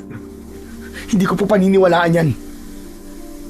Totoong sinabi ng tatay mo, Edmond. Alam kong para sa iyo ay mahirap tong paniwalaan. Pero hindi lang ako ang aswang sa baryo na ito, kundi pati na ang tatay mo at si Ochi. Pati ba naman kayo, Nay? Ano po bang kalokohan to? Sinasabi niyo po ba yan? Para umalis na po kami ni Maricel? Matagal kang nawala rito, anak. At may mga pangyayari na hindi mo alam. Dumating dito si Agapita at inakala namin na isa lamang siyang normal na tao. Nagtayo siya ng isang karinderya at wala kaming kaalam-alam na ang mga pagkain na itinitinda niya ay hinaluan niya ng sarili niyang dugo Nang sa ganun, lahat ng kakain ng luto niya ay magiging aswang na kagaya niya. Ang ibig niyo po bang sabihin, lahat ng taong nakatira sa baryo natin ay mga aswang na rin? Tama ka. Lahat ng taong nasa baryong ito ay mga aswang na. At yun ay dahil sa kagagawan ni Agapita. Isa siyang aswang na may kakayahan na manghawa ng pagiging aswang niya. Base sa aking narinig, may isang grupo ng mga manunugis na nakipaglaban kay Agapita at sa mga alagad niyang aswang. Nagawang ubusin ng mga manunugis na yun ang mga alagad ni Agapita, pero nagawa niyang makaligtas. Kaya malinaw na ginawang aswang ni Agapita ang mga tao rito para magkaroon siyang muli ng mga alagad. Napamaang ako sa mga sinabi ni na tatay at nanay. Hindi makapaniwalang nagkatinginan kami ni Maricel.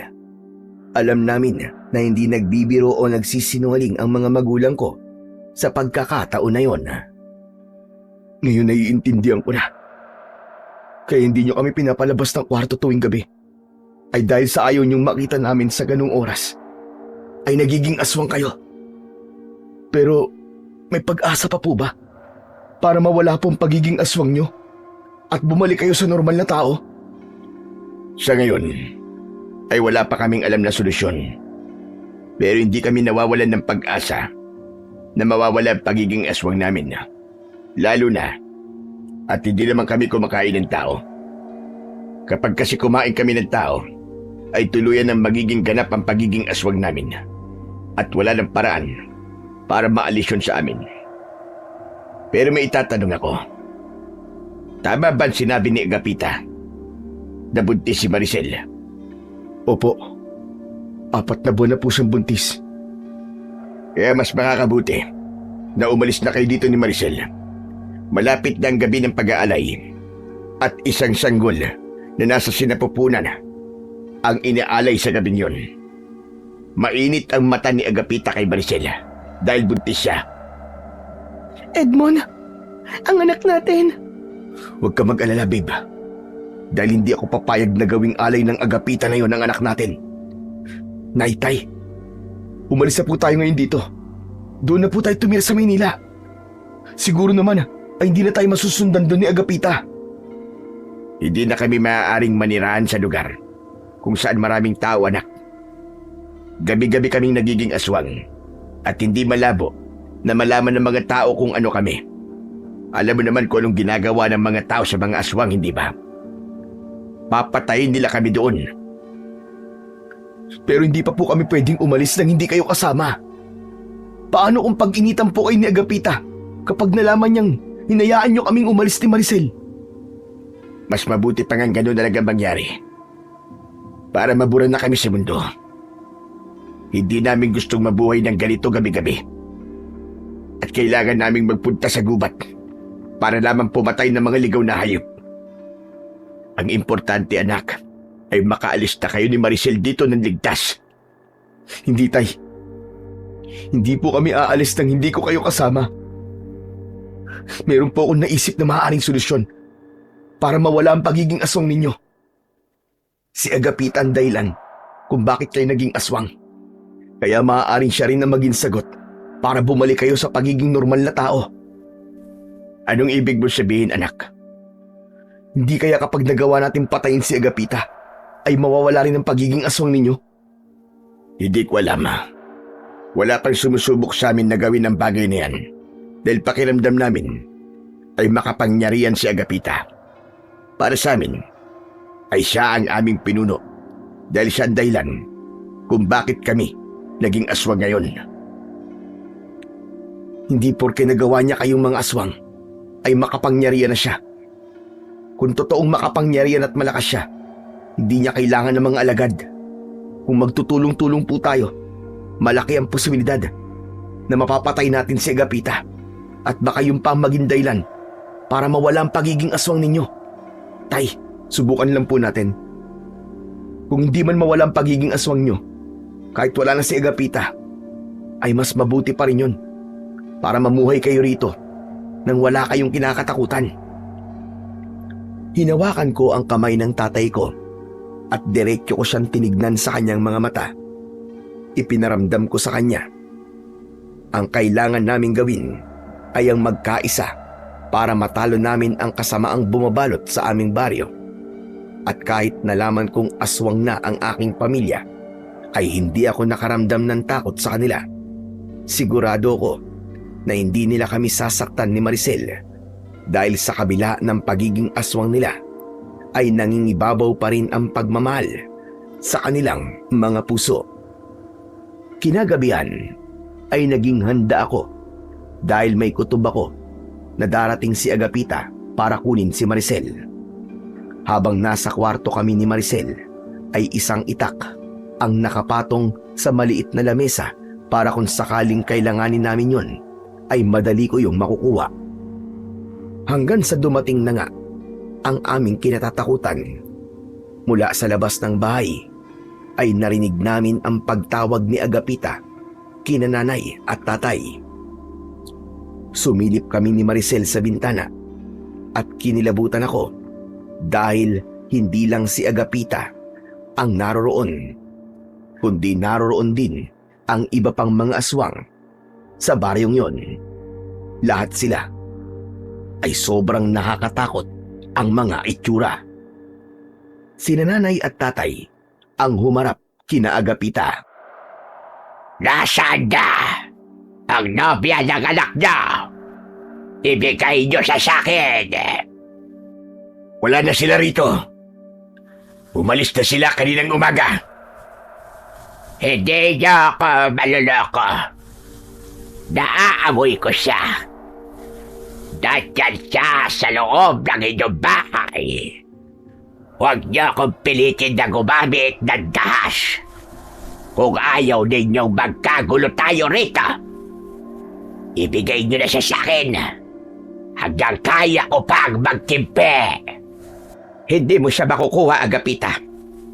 Pagod na kami maging sunod-sunuran sa iyo. Hindi na kami natatakot sa iyo. Sa isang kisap mata ay nag-anyong aswang ang mga magulang ko. Hindi ako makapaniwala sa nakikita ko ng sandaling yon. Sumugod si tatay sa mga aswang habang si nanay naman ay tumakbo papasok sa loob ng bahay. Pumasok siya sa kwarto namin ni Maricel.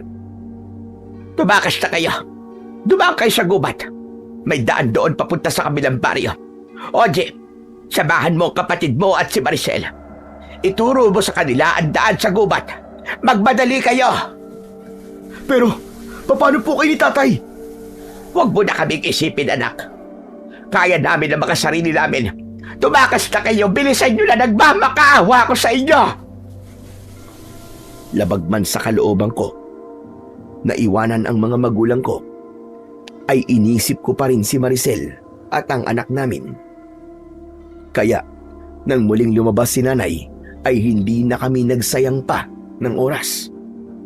Lumabas kami ni na Maricel at ng kapatid kong si Oji mula sa bintana sa likod ng bahay. Dala ko ang matalas na itak para meron akong magagamit para protektahan ang aming mga sarili. Mabilis kaming tumakbo habang nasa unahan namin si Oji. Maigpit kong hawak ang mga kamay ni Maricel. Hindi nagtagal ay napahinto ako nang narinig ko ang malakas na sigaw ni nanay at tatay. Edmond! Tara na! Sina nanay at tatay. Dalawa lang sila laban kina Agapita. Baka kung ano na nangyayari sa kanila. Kailangan ko silang balikan. Kailangan ko silang tulungan. Pero ang nanay mo na nagsabi na kaya nila ang mga sarili nila. Umalis na tayo dito, Edmond. Isipin mo ang buhay na magiging anak natin. Maricel, mga magulang ko sila at hindi ko sila pwedeng pabayaan. Hindi ba sabi mo sa akin ay kailangan kong bumawi sa kanila? Ito na ang magandang pagkakataon para gawin ko yun. Lumapit ako kay Oji. Yumuko ako at hinawakan ko ang magkabilaan niyang balikat. Oji, alam kong natatakot ka ngayon, pero meron akong ipapagawa sa iyo, ha? Samahan mo ang ate Maricel mo sa gubat at dalhin mo siya sa kabilang baryo. Alam kong kaya mong gawin yon. Tumango si Oji at matapos yon ay maigpit ko siyang niyakap. Humarap ako kay Maricel at siya naman ang niyakap ko. Hindi kita kayang iwan, Edmond. Kung makikipaglaban ka sa mga aswang, makikipaglaban na din ako. Makinig ka sa akin, Maricel. Sa ngayon, ang prioridad ko ay ang kaligtasan mo at ng anak natin kaya sumama ka na kay Oji. Nangangako ko sa'yo na walang masamang mangyayari sa akin. Hindi ako papayag na mamamatay ako ngayong gabi dahil papakasalan pa kita. Kailangan ko lang talagang tulungan ng mga magulang ko. Kaya tumakas na kayo ni Oji. Sige na, bilisan nyo! Sa pagkakataon na yon, ay nakinig na si Maricel sa akin. Alam ko na labag sa kalooban niya ang umalis nang hindi ako kasama. Pero nararamdaman ko na naiintindihan niya ang gusto kong mangyari.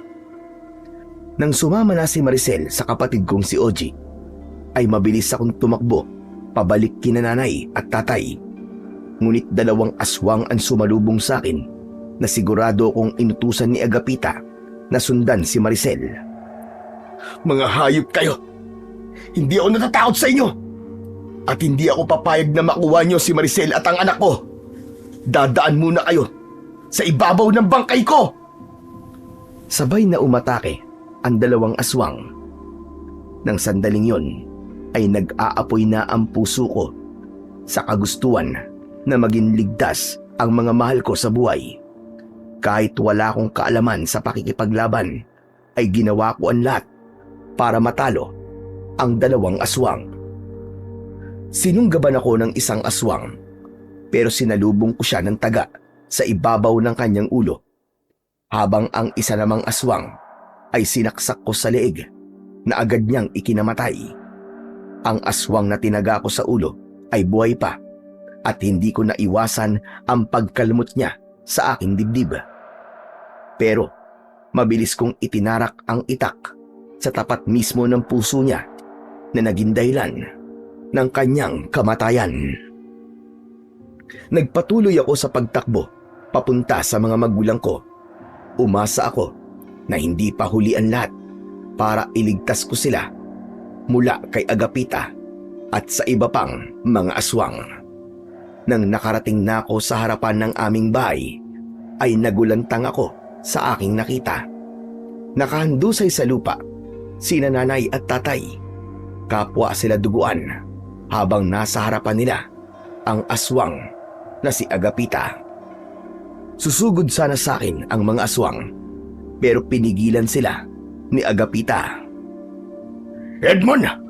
Anong ginagawa mo rito? Bumalik po ako para tulungan po kayo ni nanay.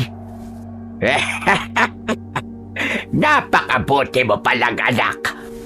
Napakaswerte ng mga magulang mo. Pero nasa ang nobya mo? Ibigay mo siya sa akin. Dahil kung hindi, ay tutuluyan kong patayin ang nanay at tatay mo. Hindi mo siya makukuha, hayop ka. Hindi ako papayag na gawin mong alay ang anak ko. Matapang ka. Yan ang gusto ko. Bibigyan kita ng pagkakataong mabuhay. At yun ay kung papayag kang maging isa sa mga alagad ka. Impakto ka. Sa tingin mo ba ay papayag ako na maging alipin ng isang kagaya mong mahina at tuwag?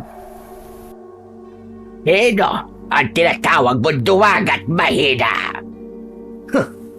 Tanga ka rin pala. May iba pa ba akong kausap? Hindi ba't ikaw lang naman? Oo, Agapita. Isa kang duwag at mahina. Nagpapatawa ka ba? Paano ko magiging duwag at mahina kung nagawa kong aswagan lahat ng mga tao sa baryong ito? Kailangan mong gawin yon dahil hindi mo kayang mag-isa. Hindi mo kayang mabuhay nang wala kang mga alagad. Dahil kung ikaw lang, sigurado ako na napakadali mo lang talunin at patayin. Hindi totoo yan! Bawiin mo ang sinabi mo! Bawiin mo! Isang nakakalokong ngisi ang sumilay sa labi ko dahil nakita ko ang galit at takot sa mga mata ni Agapita. Hindi nga ako nagkamali dahil totoo ang nasa isip ko na mahina nga si Agapita kung wala ang mga alagad niya. Isa-isa kong tinignan ang mga aswang na alam kong dating mga tao na normal na namumuhay sa baryong yon. Kayong lahat! Alam ko na kahit mga aswang kayo, ay hindi pa rin nawawala sa inyo ang pagiging tao. Huwag niyong kakalimutan na si Agapita ang sumira sa mga buhay ninyo. Siya ang dahilan kung bakit kayo nabubuhay sa dilim. Siya ang dahilan kung bakit kayo naging mga halimaw. Hindi niyo siya dapat katakutan. Dahil kung magsasama-sama tayo, ay matatalo natin siya. Magkakasabay na tumingin ang mga aswang kay Agapita at unti-unti silang lumapit dito. Nahihintakutang napaatras naman ang impakta na si Agapita. Sandali lang! Sandali! Huwag kayong maniniwala sa kanya! Lumayo kayo sa akin! At patayin ninyo ang lalaking yan! Sundin niyo ako! Dahil ako ang inyong Panginoon! Hindi pinakinggan ng mga aswang si Agapita at magkakasabay nilang inatake si Agapita. Pinagtulungan ng mga aswang na kagatin at kalmutin si Agapita sa iba't ibang parte ng katawan nito. Umalingaw-ngaw ang kalunos-lunos na sigaw ng matandang aswang at nang lubayan siya ng mga aswang ay halos hindi na siya makilala sa dami ng sugat niya. Halos maligo na rin siya sa sarili niyang dugo. At nang tuluyan ng malagutan ng hininga ang matandang aswang na si Agapita, ay tila himala naman na bumalik sa pagiging tao ang mga aswang. Maging ang nanay at tatay ko ay naging tao na rin. Naiiyak kong nilapitan ang mga magulang ko at nagpasalamat ako sa Diyos dahil buhay pa sila. Hindi naman ako makapaniwala na biglang dumating sina Maricel at ang kapatid kong si OG. Sorry, Edmond. Pero hindi ko talaga kayang iwanan ka. Kaya pinilit ko si OG na bumalik kami rito. At nakita ko ang ginawa mo. Napakatapang mo, babe. Sobrang proud na proud ako sa'yo. Pero mas matapang ang mga tao rito dahil nagawa nilang labanan ng takot nila kay Agapita. At tama nga ang sinabi ko nun na ang kamatayan ni Agapita ang sagot para bumalik sa normal ang mga tao rito. Agad naming dinala ni Maricel sina nanay at tatay sa ospital matapos ang nangyari sa baryo.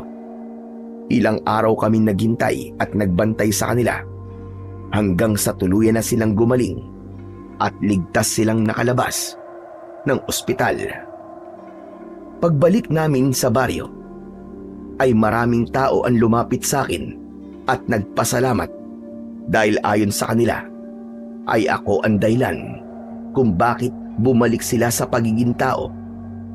Ganun pa man, ay may ilan na hindi na naalis ang pagiging aswang at sila yung mga kumain ng tao. Pero tila natakot na sila at hindi na sila kailanman nakita pa sa aming baryo. Nang umalis kami ni Maricel sa baryong yon, ay kasama na namin ang buong pamilya ko. Pinatignan namin si OG sa isang doktor at makalipas lang ang ilang buwan ay unti-unti na siyang natuto na magsalita. Makalipas ang ilang buwan ay nagpakasal na kami ni Maricel sa simbahan. Ilang buwan pagkatapos ng kasal, isinilang ni Maricel ang anak namin at doon ko naramdaman ang tunay na saya at kapayapaan. Mas lalo kong napagtanto kung gaano kahalaga ang pamilya. Pinagsisihan ko ang mga panahong hindi ko nabigyan ng sapat na oras si nanay, si tatay at si Oji. Nangako ako sa sarili ko na babawi ako sa kanila at sisikapin kong maging mas mabuting anak, kapatid, asawa at ama. Napatunayan ko na kapag buo at nagkakaisa ang pamilya, walang pagsubok ang hindi kayang harapin at lampasan. Lalo na kung nag-uumapaw ang pagmamahal sa isa't isa. Sa kwentong ating napakinggan, pinatutunayan lamang na sa mundong patuloy ang pag-ikot at paghahabol sa kita, madalas nating nakakalimutan na ang oras ay isang kayamanang hindi na muling maibabalik kapag ito'y nawala. Ang salapi ay maaaring kitain muli, ngunit ang mga sandaling hindi natin naibigay sa ating pamilya ay mananatiling alaala ng pagkukulang. Mas mahalaga ang panahong inilalaan natin sa kanila, ang pakikinig sa kanilang mga kwento, ang paggabay sa mga anak, at ang simpleng pagsasalo-salo, sapagkat dito nabubuo ang pagmamahalan at pagkakaisa. Ang isang buo at nagkakaisang pamilya ay sagradong biyaya ng Panginoong Diyos. Kapag ito'y pinangalagaan, nagkakaroon tayo ng lakas upang harapin ang anumang hirap ng buhay. Sapagkat kapag kumpleto ang pamilya sa pagmamahal at presensya ng isa't isa, walang pagsubok ang hindi kayang lampasan. Ayon nga sa Ecclesiastes 3:1, ang lahat ng bagay ay may kanya-kanyang kapanahunan at may panahon para sa bawat gawain sa silong ng langit. Ipinapaalala nito na may tamang oras para sa trabaho at may tamang oras para sa pamilya. Hindi sapat na tayo'y kumikita lamang. Kailangan din nating maging naroroon, pisikal, emosyonal at espiritual para sa mga mahal natin sa buhay. Bilang mensahe ko sa inyo, tandaan natin na ang tunay na tagumpay ay hindi nasusukat sa dami ng perang na iuuwi, kundi sa dami ng panahong na ibibigay at pagmamahal na naipapadama sa ating pamilya. Ang trabaho ay mahalaga upang makapagbigay ng sustento, ngunit ang presensya at oras ang tunay na bumubuo ng tahanan. Sa huli, ang mga alaala at yakap ng pamilya ang mananatili. Hindi ang overtime, hindi ang pagod, kundi ang pag-ibig na ating naiparamdam habang may panahon pa. Maraming salamat po sa walang sawang pakikinig at pagsuporta sa aking mga YouTube channel na The Voice Addict at mga kwento ni Apong Isaac. Mabuhay po ang pamilyang nagsisikap na manatiling buo at magkakasama. Sa kabila ng hirap ng buhay, patuloy na nagmamahalan at handang gawin ang lahat upang mapanatili ang pagkakaisa at presensya ng bawat isa sa loob ng isang masayang tahanan. Maraming salamat po sa inyong lahat. Hanggang sa susunod na kwento, at pagpalain po nawa kayong lahat ng Diyos na may kapal.